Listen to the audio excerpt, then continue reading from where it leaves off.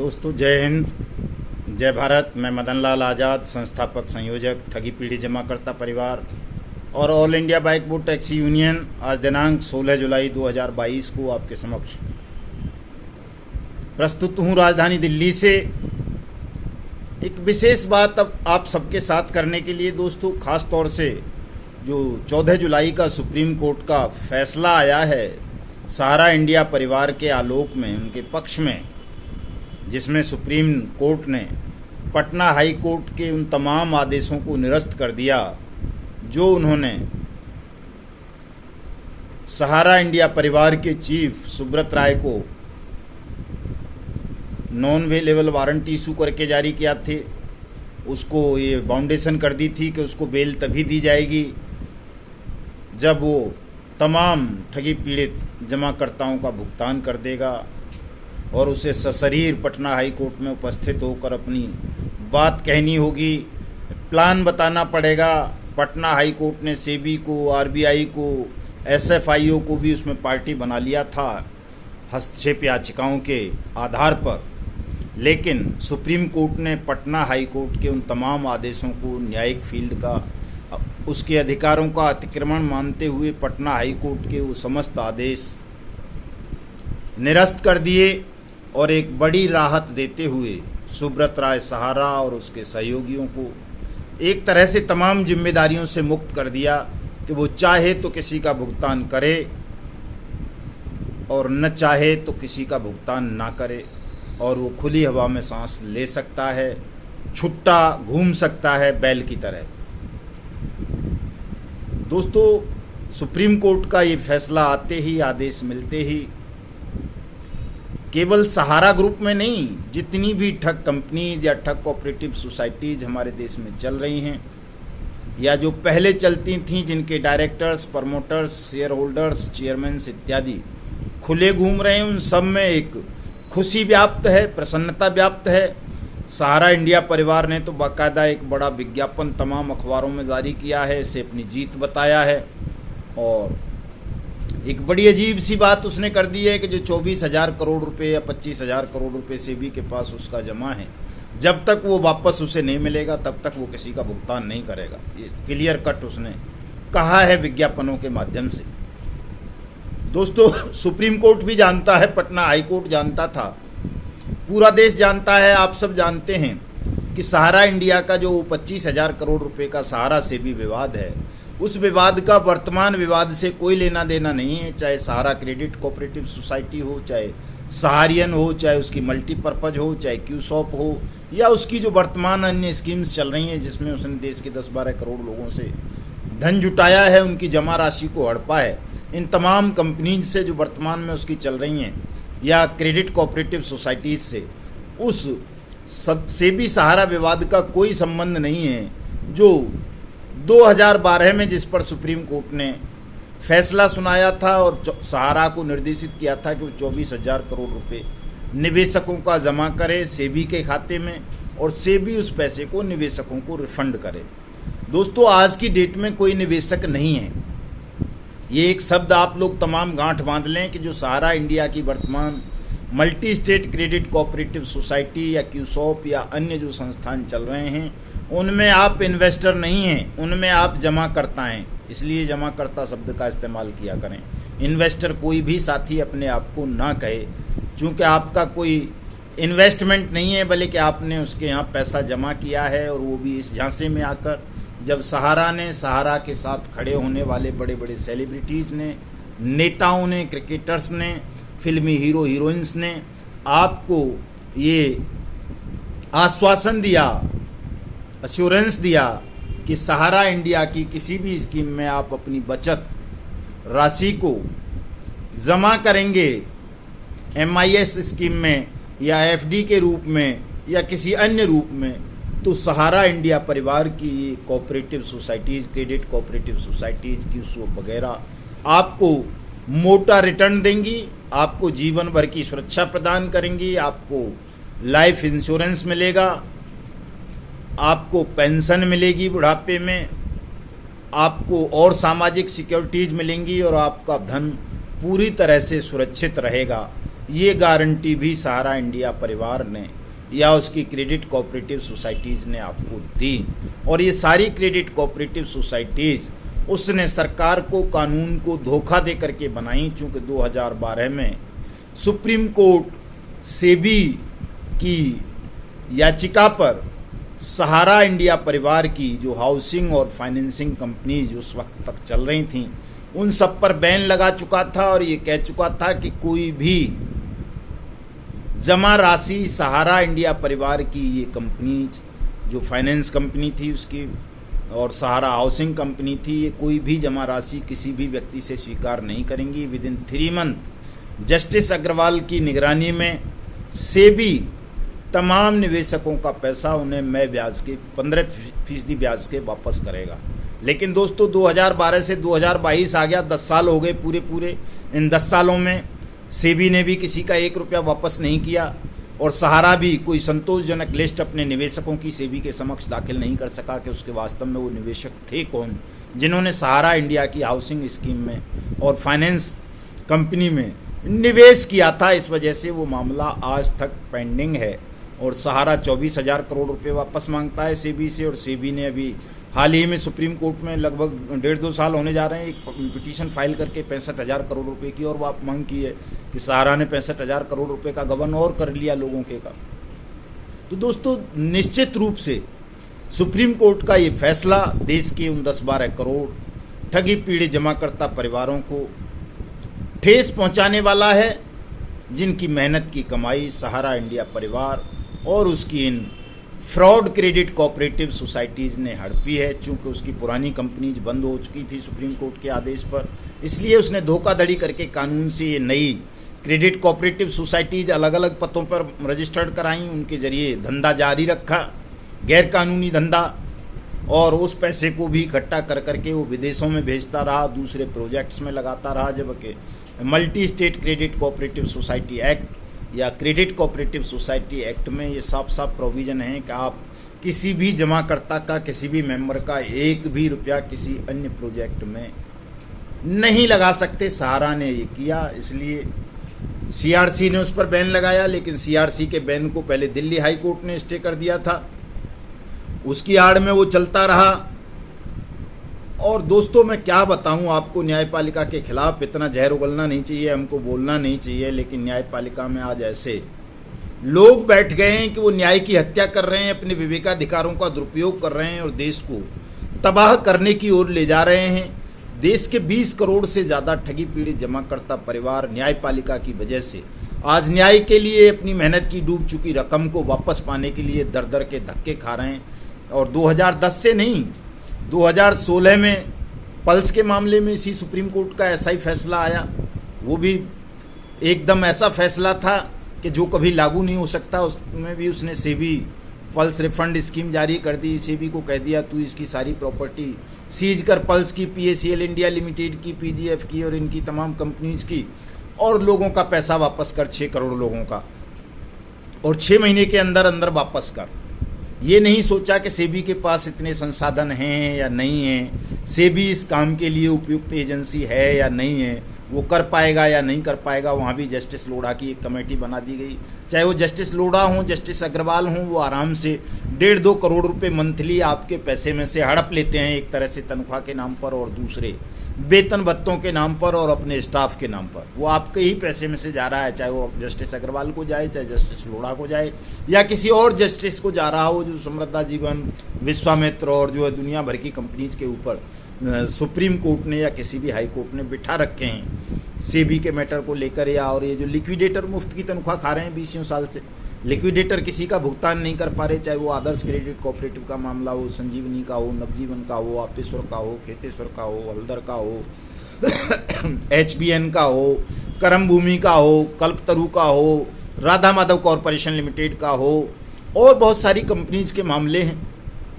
तो ये जो कठिनतम प्रक्रिया है, इसको सरल बनाने की तरफ सुप्रीम कोर्ट का ध्यान नहीं है, जबकि सबसे ज़्यादा ड्यूटी सुप्रीम कोर्ट की ही बनती थी कि जब वर्ष 2019 में हमारी पार्लियामेंट ने सर्वसम्मति से अनियमित जमा योजनाएं पाबंदी कानून 2019 पास कर दिया, 31 जुलाई 2019 को उसे महामहिम राष्ट्रपति के हस्ताक्षर से पूरे देश भर में लागू कर दिया गया। उस कानून में ये व्यवस्था की गई कि जो भी ठगी पीड़ित जमाकर्ता परिवार हैं वो बट्स एक्ट 2019 के तहत गठित अथॉरिटीज़ के समक्ष अपने आवेदन करें।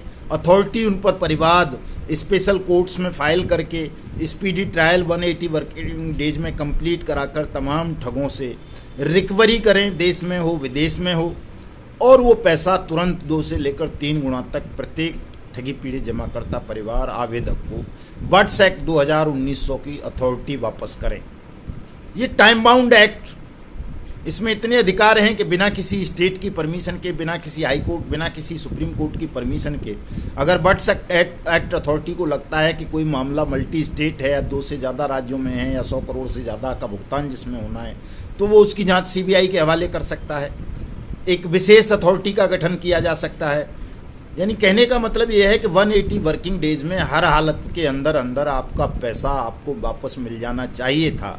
चाहे वो पल्स का मामला होता, सहारा का होता, समृद्धा जीवन का होता, साईं प्रकाश का होता, साईं प्रसाद का होता, विश्वामित्र का होता, हीरा गोल्ड का होता, एनएमएम का होता, एवरग्रीन का होता, बाइक बोट का होता, हेलो टैक्सी का होता, आरएमसीएल का होता, या हमारा वाहन हमारी सवारी, एचबीएन या जीसीए या श्योर गेन, या क्या बोलते हैं अपना वो जो रामेल है, शारदा है, और बहुत सारे हैं, प्रिया परिवार है।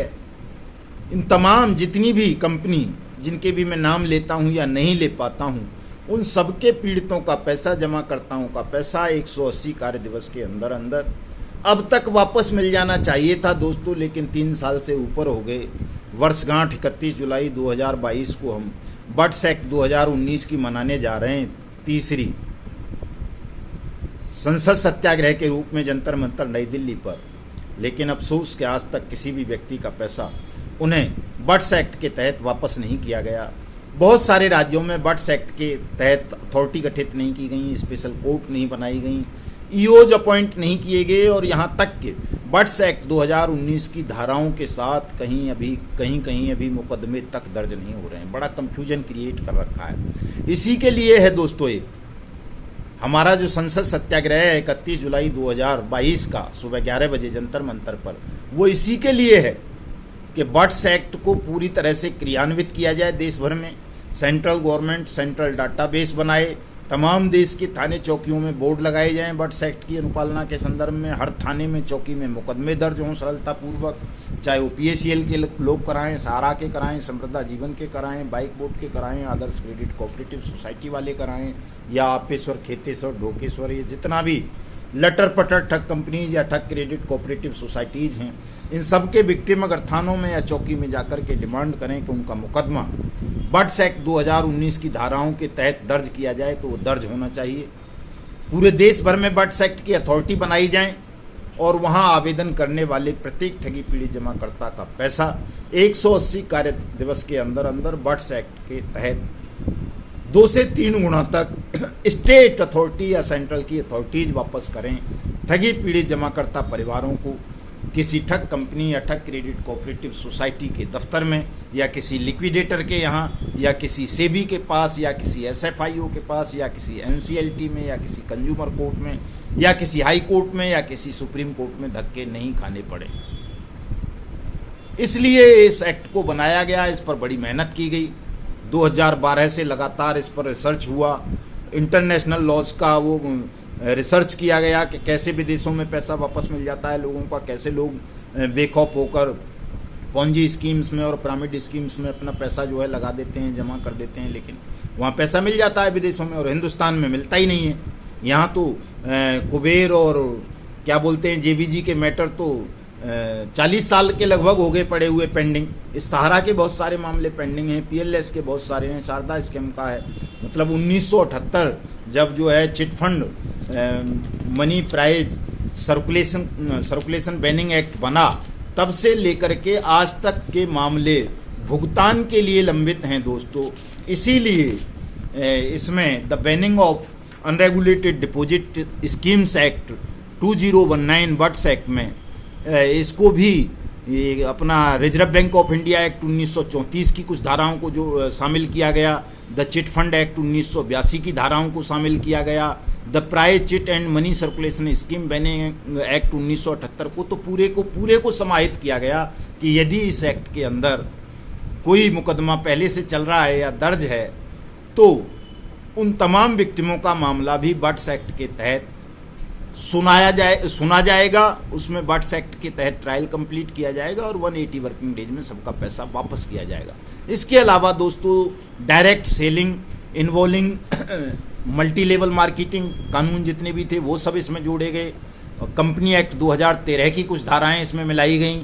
Security exchange board of India SEBI act 1992 के जो इस तरह की स्कीम से संदर्भित मामले थे, पल्स जैसे, सहारा जैसे, वो सब इसमें समाहित किए गए। और जो स्टेट लॉ बने हुए थे, resolution of public deposit taking activity, जितनी भी राज्यों ने भी इनको नियंत्रित करने के लिए अपने अपने कानून बनाए थे, तमाम राज्यों ने, पूरे देश ने, वो तमाम स्टेट लॉ भी इस बट्स एक्ट 2019 के अंदर समाहित किए गए, उनको मिलाया गया।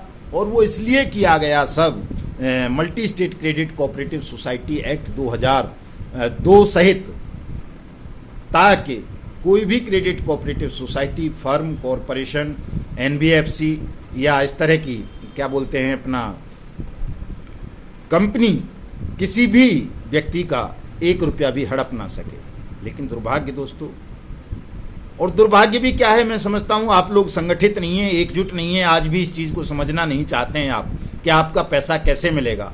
आप लोगों के बहकावे में आ जाते हैं, नेताओं के भ्रम में पड़ जाते हैं, कभी कोई भी कुछ भी कह देता है।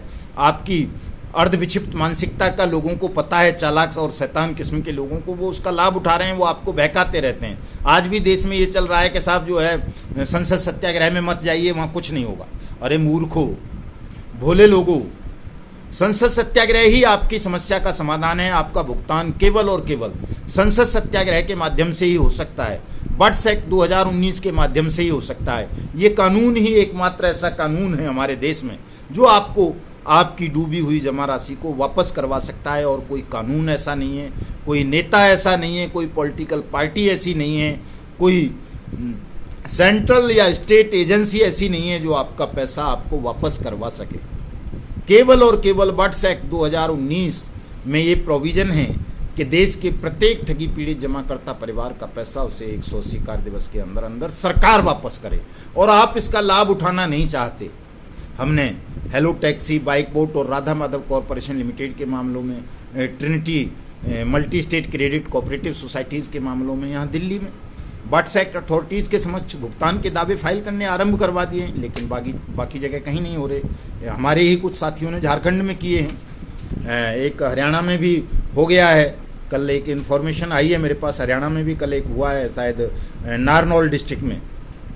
तो अगर तमाम लोग 20 करोड़ लोग देश के मिलकर के प्रयास करते ठगी पीड़ित जमा करता, तो ऐसी कौन सी शक्ति थी, ऐसी कौन सी सरकार थी जो आपकी आवाज़ को दबा सकती या अनसुनी कर सकती। लेकिन दोस्तों, आप एकजुट नहीं हो, संगठित नहीं हो। मैं आपसे पुनः अनुरोध करना चाहता हूं आज के इस वीडियो संदेश के माध्यम से कि आप तमाम साथी एकजुट हो जाएं, संगठित हो जाएं, समन्वित प्रयास करें।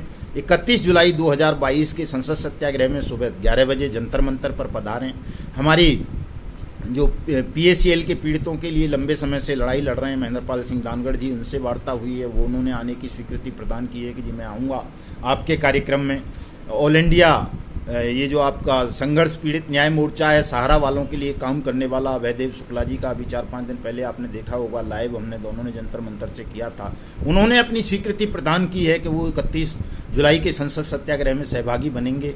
रामदेव जी ने अपनी सहमति प्रदान की है। और जितने भी हैं, HBN के बहुत सारे साथी हैं, समृद्धा जीवन के बहुत सारे साथी हैं, साईं प्रकाश के हैं, साईं प्रसाद के हैं, bike boat hello taxi top ride के तो ही हैं, कर्म भूमि के हैं, कल्पतरु के हैं, आदर्श के बहुत सारे साथी हैं, नवजीवन के हैं, और जो अपना क्या बोलते हैं निवेशक हितकारी संघ है जबलपुर का, उसने अपनी स्वीकृति प्रदान की है। वो तमाम लोग आ रहे हैं। मैं समझता हूँ हजारों लोग 31 जुलाई के संसद सत्याग्रह में आएंगे। लेकिन कुछ मूर्ख आज भी, जबकि उनके नेता कह रहे हैं, स्वयं अभयदेव शुक्ला कह रहे हैं लोगों से कि 31 जुलाई 2022 के संसद सत्याग्रह में तमाम लोगों को आना चाहिए, लेकिन उनके कुछ चेले चपाटे चमचे अमचे मूर्ख टाइप के लोग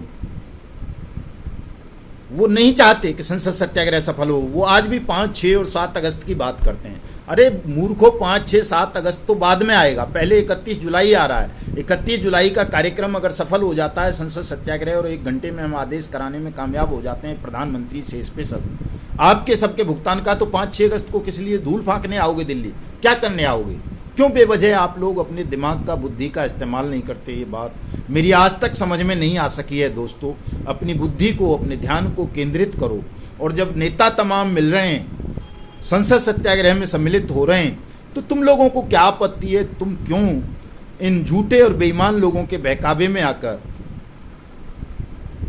अपने मिशन को खराब कर रहे हो? लोगों की जिंदगी को तबाह करने पर तुले हुए हो। सबका पैसा मिल जाए, यही तो लड़ाई है हमारी, कि जितने भी लोग हैं ठगी पीड़ित जमा करता परिवार, उन सबका पैसा वापस मिल जाए। फिर उसके बाद किससे क्या लड़ाई रह जाती है? कुछ भी लड़ाई नहीं है। ठगों को दंड मिल जाए, सबका पैसा वापस मिल जाए, और इसी के लिए संसद सत्याग्रह है 31 जुलाई का। तो इसमें आप तमाम लोगों को आना चाहिए। जब नेता आ रहे हैं आपके, तो आपको भी आना चाहिए, चूंकि ये गैर राजनीतिक प्रोग्राम है, केवल और केवल आपके हितों की रक्षा के लिए है। इसमें किसी भी राजनेता को हम नहीं बुलाएंगे, चाहे वो कितना भी बड़ा क्यों ना हो, कोई भी राजनेता। केवल हम जो सरकार में बैठे हुए लोग होंगे, चाहे वो स्टेट सरकार में या सेंट्रल की सरकार में, यदि वो कोई मिनिस्टर हैं, प्रधानमंत्री है या चीफ मिनिस्टर है, वो आना चाहेगा और वो आकर के कहे चीफ मिनिस्टर है तो अपने राज्य के लोगों की गारंटी ले कि मैं अपने राज्य में भुगतान शुरू कर रहा हूँ। प्रधानमंत्री है तो पूरे देश की गारंटी ले कि मैं पूरे देश के लोगों का भुगतान आरंभ करवा रहा हूँ, स्पेशल फंड बना रहा हूँ। जैसे ममता बनर्जी ने 2013 में शारदा स्कैम के पीड़ितों के लिए 500 करोड़ का स्पेशल बजट बनाया था, फंड बनाया था, फंड रेज किया था और बांटा गया था। उसमें से बहुत सारे लोगों को बटा भी हो पैसा। उसी तरह से चाहे वो पल्स के पीड़ित हों, सहारा के हों, बाइकोट के हों, हेलो टैक्सी के हों, RMCL के हों, समृद्धा जीवन के हों, कर्मभूमि के हों, या आपके साईं प्रसाद के हों, साईं प्रकाश के हों, श्री राम के हों, या विश्वामित्रा के हों, HBN के हों, या किसी लोकहित के हों, या किसी किसान एग्रो के हों, या किसी आदर्श के हों, या नवजीवन के हों, या आपेश्वर के, या जिसके भी, उन सबको भी प्रधानमंत्री, राज्यों के चीफ मिनिस्टर्स चाहें तो लीगल एड अथॉरिटीज़ के माध्यम से पैसे का भुगतान कर सकते हैं। नहीं तो अब तो बर्ड सेक्ट अथॉरिटी गठित करें, उसके माध्यम से हर जिला स्तर पर उनको गठित कर दिया जाए DMs के उसमें, और DM अपने अपने ज़िले के लोगों का भुगतान कर दें। बड़ा आसान है, सरल है, किया जा सकता है। लेकिन दोस्तों, सरकारों में इच्छा शक्ति नहीं है, और उस इच्छा शक्ति के पीछे आपका उदासीनता आपकी कारण है कि आप लोग संगठित नहीं हैं, चीज़ों को समझ नहीं रहे। आज भी बहकावे में आकर के आप अपना और अपने जमाकर्ताओं का नुकसान कर रहे हैं, अपने आप को पीड़ा पहुंचा रहे हैं, अपने जमाकर्ताओं को पीड़ा पहुंचा रहे हैं। तो इस दुविधाग्रस्त स्थिति से बाहर आओ। हमारे पास सारा रोड मैप है, सारी योजनाएं हैं। ये कोई बहुत बड़ा काम नहीं है। इस काम को बहुत जल्दी, अति शीघ्र हम करवा सकते हैं। आपका धन आपको वापस मिल सकता है, लेकिन इसमें आप सबकी सहभागिता होनी अत्यावश्यक है। यदि आप सहभागी नहीं बनेंगे किसी भी कारण से, कुछ लोग तो नेतागिरी अपनी खत्म होने के डर से सहभागी नहीं बनना चाहते। कुछ लोगों को लगता है यार कहीं हम जेल ना चले जाएं, चूँकि बहुत सारों ने ऐसा कर रखा है। PACL का एक मामला मैंने देखा अभी, वो जीरो परिवार वाले बहुत बकवास करते हैं, लेकिन उन्हीं का एक आदमी है, सोनी, पूरा नाम नहीं बताऊँगा मैं, उसने PACL के अपने जमाकर्ताओं का भी कन्वर्जन पता नहीं किस ढंग से, क्या उसने छल प्रपंच करके तमाम लोगों को एक किसी फ्रॉड क्रेडिट कोऑपरेटिव सोसाइटी के सर्टिफिकेट बांट दिए कि आपका पैसा मैंने इस सोसाइटी में जमा करवा दिया है। और वो सोसाइटी भी देखिए कि बंद हो गई, चूँकि वो भी फ्रॉड थी। नांगलोई दिल्ली की घटना है ये दोस्तों। तो ऐसा पता नहीं कितने लोगों ने किया होगा। और सहारा में तो ये खुलेआम हुआ है कन्वर्जन सिस्टम, री इन्वेस्टमेंट आज भी चल रहा है बहुत सारी जगह। तो इन तमाम चीज़ों को रोकने के लिए, तमाम समस्याओं से मुक्ति पाने के लिए, अपनी मेहनत की जमा पूंजी को वापस पाने के लिए आप तमाम साथी 31 जुलाई 2022 के संसद सत्याग्रह में सम्मिलित हों। 1,10,000 लोगों की आवश्यकता है दोस्तों। अगर इतने लोग आप आ गए तो 1 घंटे से ज़्यादा समय हम नहीं लगने देंगे। विवश कर देंगे प्रधानमंत्री को, देश के तमाम चीफ मिनिस्टर्स को, कि उसी दिन से आपका भुगतान आरंभ हो जाए।